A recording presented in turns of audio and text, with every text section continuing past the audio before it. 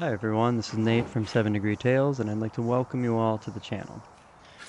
I'm an aspiring furniture maker based out of Wisconsin, and this is the first complete furniture build and narration I've done for this channel. I'd like to start off by just a little bit of my background and my philosophy around furniture making. So I am by day a machinist, and as you can imagine, that involves a lot of cutting exactly to a predetermined size and shape. Now, when I approach woodworking, I do it quite the opposite.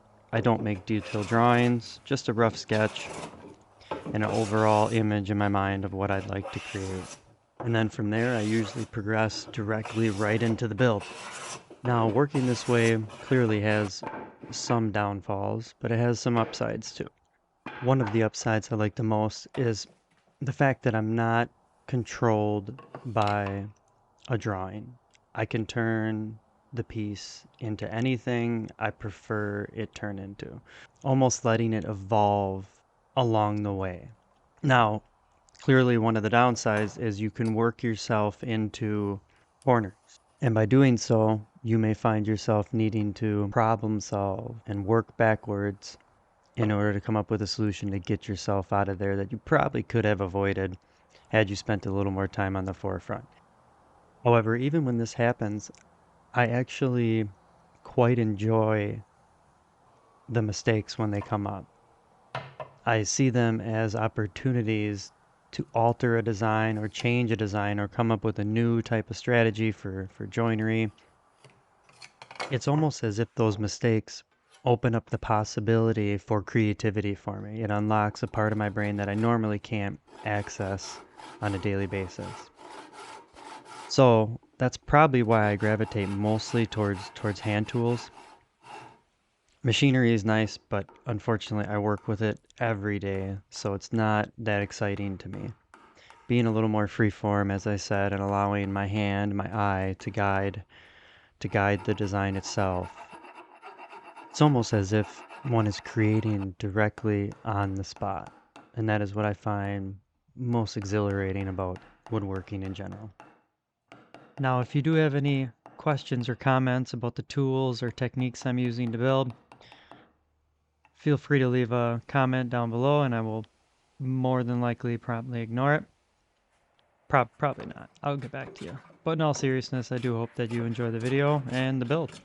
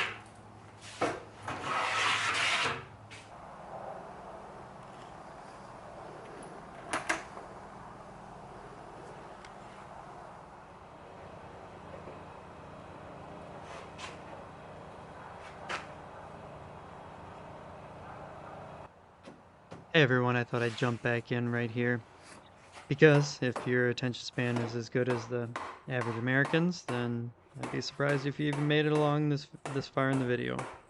Anyways, what I'm doing here is creating what's called a breadboard end for the tabletop.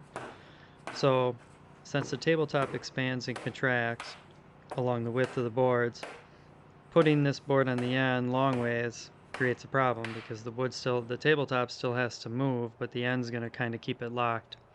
So if you notice, there was 3 tenons on it, one on each end and one in the center.